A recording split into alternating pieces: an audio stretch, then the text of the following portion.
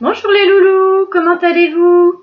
Eh bien voilà une nouvelle petite vidéo qui j'espère vous fera plaisir. C'est une vidéo que je vous avais promis puisque depuis la semaine dernière je vous dis et je dis à vos papas et à vos mamans que j'allais vous faire découvrir une nouvelle histoire. Alors la dernière fois je vous avais raconté l'histoire de la coccinelle qui ne voulait pas voler. C'est une histoire sur une petite bête à 6 pattes qu'on appelle un insecte. Et là nous allons lire une histoire très connue de vos papas, de vos mamans, de vos papis, de vos mamies, qui parle d'une petite chenille. Alors cette histoire, elle a été écrite il y a très longtemps, puisqu'elle a plus de 50 ans. Donc c'est une histoire que certainement vos grands-parents connaissent, comme je vous l'ai dit, et ont dû l'entendre quand ils étaient petits, et que vos papas et vos mamans connaissent aussi quand ils étaient petits. Alors, je vous montre cette histoire que je voulais vous faire découvrir, qui est vraiment un classique. C'est une histoire que, pareil, je vous aurais lue en classe si on avait été ensemble. Et puis, cette histoire va nous accompagner durant quelques jours, puisque moi, je vais proposer aux parents de vous faire quelques exercices et vous faire faire du travail, vous faire faire aussi des arts plastiques autour de cet album. Alors, cet album, c'est celui-ci. Certainement que y a des parents à qui ce livre va parler, puisqu'il est vraiment, il a fêté ses 50 ans en 2019. Il a été écrit en 1969 par un monsieur qui s'appelle Eric Carle. Alors donc, Eric Carle, c'est l'auteur de ce livre, mais c'est aussi l'illustrateur. C'est un monsieur qui a fait beaucoup de livres pour les enfants. Et il y a plein d'histoires de lui qui sont connues, mais celle-ci, les maîtresses, elles l'aiment beaucoup et souvent elles le lisent à leurs élèves. Donc je vais vous le montrer, voilà, hop, je vous montre à l'intérieur. Donc il y a plein de couleurs dans cette histoire. Et puis je vais vous montrer son auteur, qui est là. Voilà, ça c'est Eric Carle, c'est lui, c'est ce monsieur-là qui a écrit cette histoire et qui a fait les illustrations. Alors pour en revenir au titre de cette histoire, donc comme le montre la couverture du livre, c'est une histoire de chenille. Le titre, c'est La chenille qui fait des trous. C'est écrit ici, la chenille qui fait des trous. Alors, nous allons découvrir cette histoire. J'espère que vous voyez bien. Moi, je vais rapprocher un petit peu, hop, pour qu'on voit bien l'histoire. Allez, c'est parti. Hop. Voilà.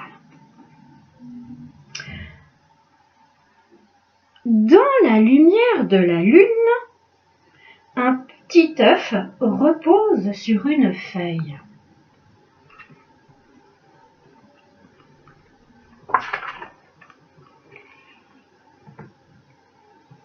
Un beau dimanche matin, le soleil se lève et pop, une minuscule chenille sort de l'œuf et elle a faim.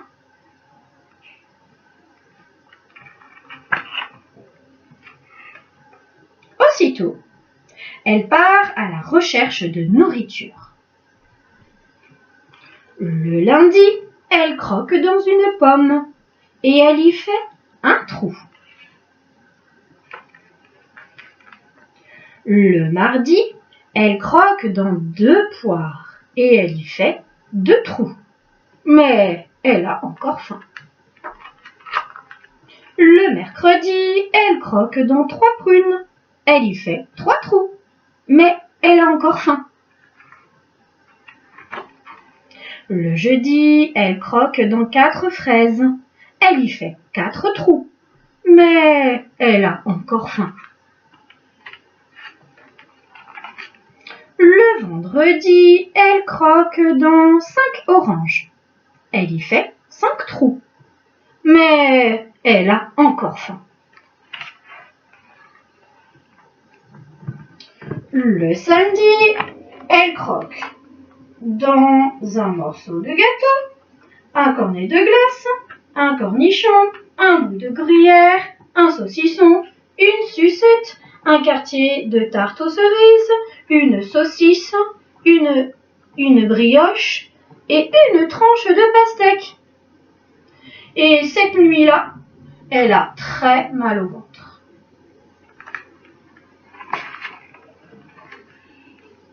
Le lendemain, c'est de nouveau dimanche. La chenille croque dans une belle feuille verte et se sent beaucoup mieux.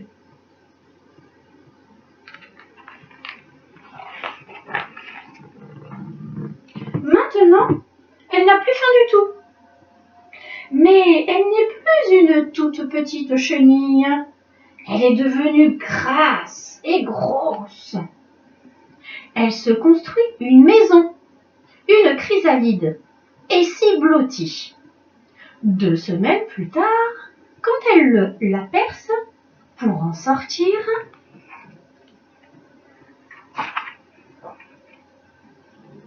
elle est devenue un splendide papillon.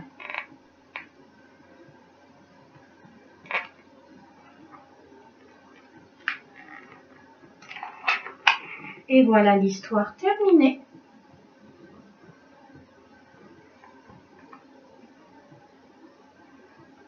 Voilà l'histoire, la chenille qui fait des trous. J'espère qu'elle vous a plu. Vous pouvez demander à vos papas et à vos mamans de vous la remontrer autant de fois que vous voulez. Bien évidemment, cette histoire, elle est disponible en lecture aussi sur YouTube, peut-être de meilleure qualité que ma vidéo. Voilà, donc j'espère que vous allez bien travailler autour de cette histoire, qu'on va apprendre plein de choses, plein de nouveaux vocabulaires aussi, comme vous l'avez fait pour la coccinelle qui ne voulait pas voler.